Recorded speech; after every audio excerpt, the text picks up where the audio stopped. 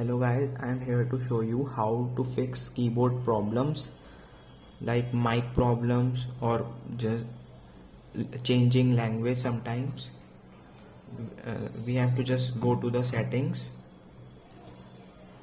then apps, app management, type here Gboard, or you can scroll it.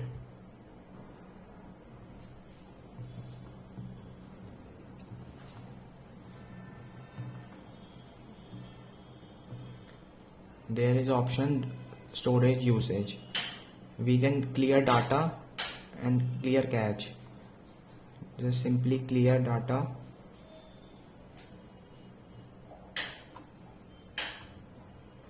and now it works properly.